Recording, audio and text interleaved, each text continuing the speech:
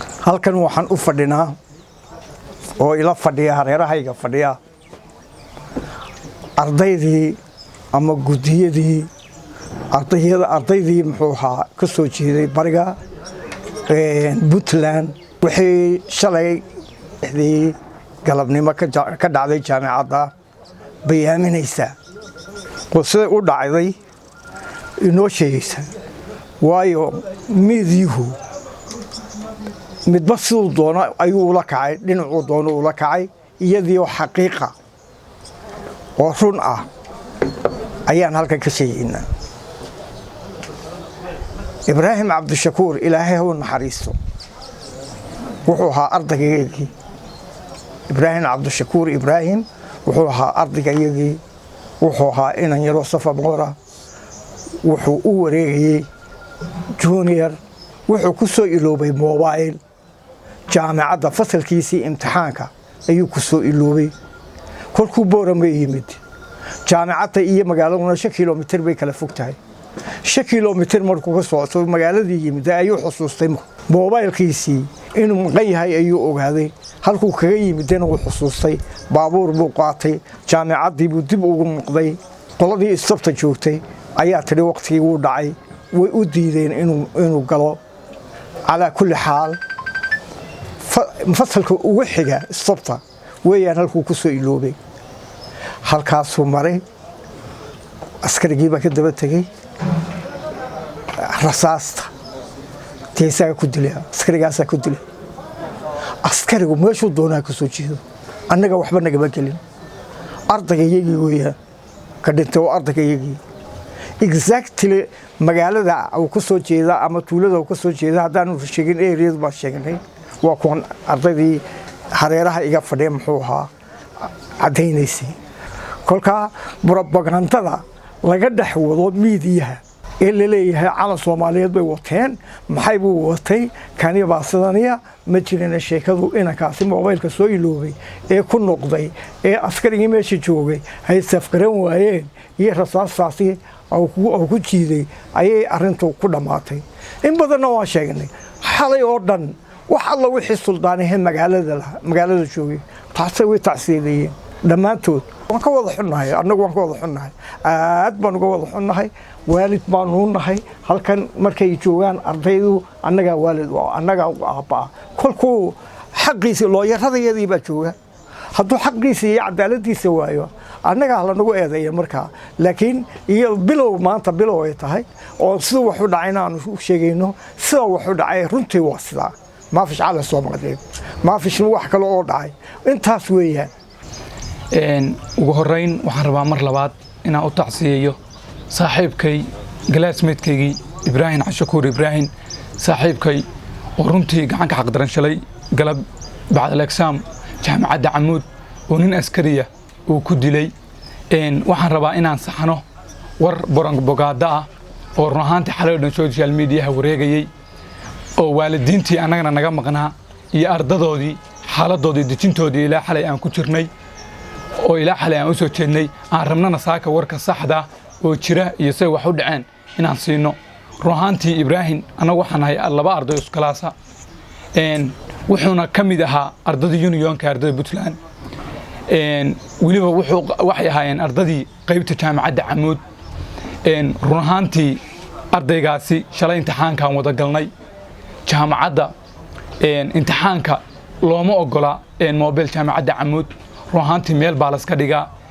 imtixaanka ka bacdi mobilkiisa buu soo ilaaway mobilkiisa haduu soo ilaaway wuu ku laabtay laabashadu mobil ku laabtay xilligu soo tagayo magaalada yimaaday waqtigii waxa la gaaray aan la ogolayn jaamacadda in lagu laabto taasoo jaamacadda 5 galabna wax ka dameeya aan la ogolayn in gudaheeda la galo shuruudo jaamacadaha kamida waxa isqabteen oo ismaan dhaafeen ninkii askariga ahaa oo goobta joogay Ibraahim ninkii waa dhaafay wuxuu aaday galaasku imtixaanka ku soo galay buu mobilka ka doontay askarigiina sandaqada uu degan yahay wuxuu ka doontay qori Ibraahim buu ka daba tagay ka bacdi soo murankii waa murmeen xabaduna ku dhuftay waxaan rabaa inaan cadeeyo xabadaasi inaysan kama ahayn ee uu ka sugu dhuftay inaysan jirin Ibraahim iyo askarigu qori ay isku qabsadeen ama qori ay ku dagaalameen balse isagoo magaal taala ruuxaantii anigu aan ahaa qofkii ugu horeeyay Ibraahim gaariga ka soo dejiyey ugu horreeyo dharka ka bixiyey xabaddu ay kaga taallay halka laabta oo weliba askariga ay foolka fool iskula joogeen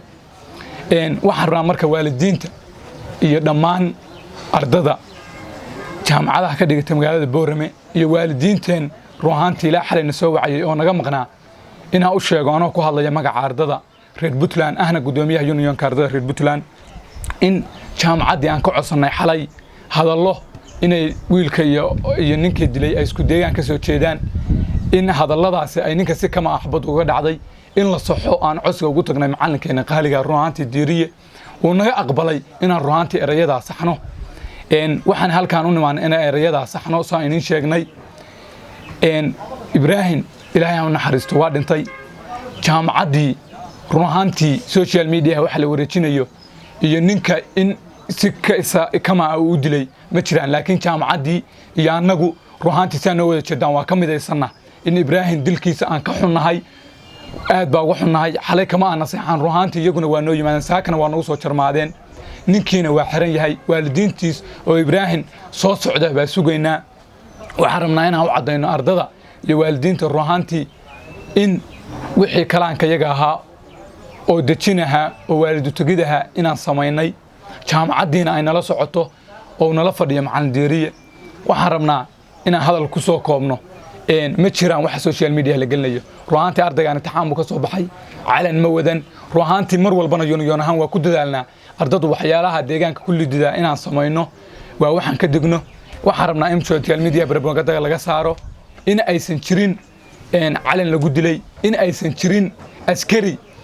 ka baxsan jaamacadda inuu dilay askarigii ilaalinaya jaamacadda oo haddana u xiran yahay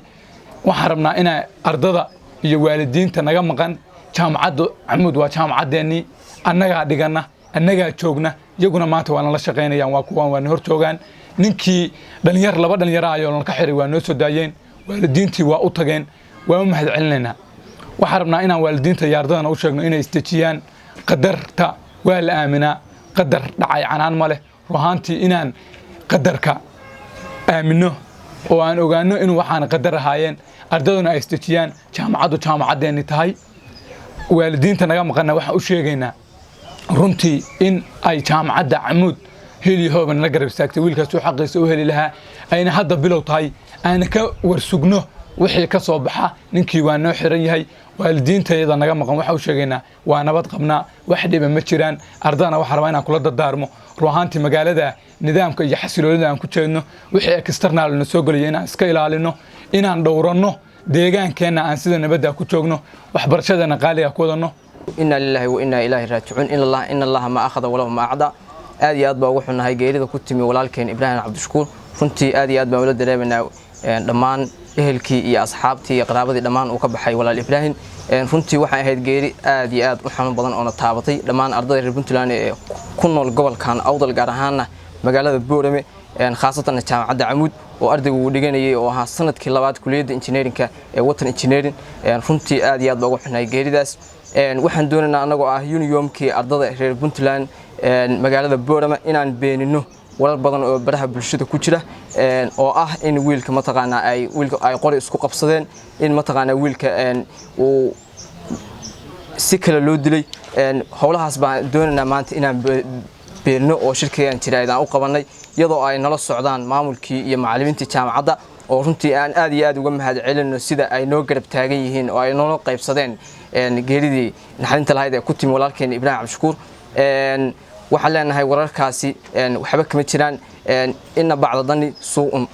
qayb kamid ah danaha waa dambi marka waxaan leenahay dadka baraha bulshada ku faafinaya wararka been abuurka ah oo runtii jaamacadda sharafteeda meel looga dhacayo inaysan waxba ka jirin waxaan u sheegaynaa dhammaan waalidiinta reer Puntland tan iyo caawin soo wacayay in magaaladu ay amni tahay in jaamacadda Axmud ay aad iyo aad u wanaagsan tahay in jaamacaddu hadda ay maamuus ay noo maamustay wiilka geeridiisa maanta la fasaxay runtii ay nala qaybsanayaan murugada inna lillahi ma akhadha wa lahu ma a'da wa kullu shay'in 'indahu bi ajal musamma allahumma la tuhrimna ajra wa la taftinna ba'da واغفر لنا وله واجمعنا في جنات النعيم يا رب العالمين وقرين halkan waxaan tacsi uga dirayaa dhamaan ardayda ka wax ka barata jaamacadda Axmud iyo dhammaan ardayda ka soo jeeda bariga ee wax ka barata jaamacadda Camuud iyo eheladii iyo qaraabadii uu ka dhintay Ibraahim Cabdishakuur oo ahaa waxa weeye arday ka mid ah jaamacadda waliba qaybta engineering Ibraahim Allah u naxariisto geeridiisa waa ka wada xumayn waana wada taabatay jaamacaddana waxa weeye maamulkeedana waa taabatay ka arday ahaanna waa taabatay horta jaamacaddu aad bay ugu mahadsan tahay waxa weeye waa nooga tacsiyeysay ilaa haddana waa garab taagneyd wax badanna waxa weeye waa noo fududeysay aad baan idinkaga mahad celinaa waliba khaasatan Professor Diiriye aad baan ugu mahad celinayaa sidoo kale halkan waxaan ku cadeynayaa ardayga waxa weeye arday Ibraahim wuxuu ahaa ardayda Boosaaso ka timid oo waxa weeye magaalada Boosaaso ka timid sida hadda baraha bulshada ku jirto ahayd bariga Sanaag inuusan ardaygu waxa weeye halkaas uusan ka imaan oo war iska ahaa markaas xaaladda timid culayskeeda ay lahayd waxa weeye askariguna de askari waxa weeye dawladda u shaqeynayo jaamacadda askarta ilaalada oo kamid ahaa waxa weeye gacantiisana uu ku dhintay waxa weeye Ibraahimna waxa weeye uu sidaas ku baxay Ilaahay ha u naxariisto gadaashiisana Ilaahayna ma fidneeyo intaasana ku soo koobayaa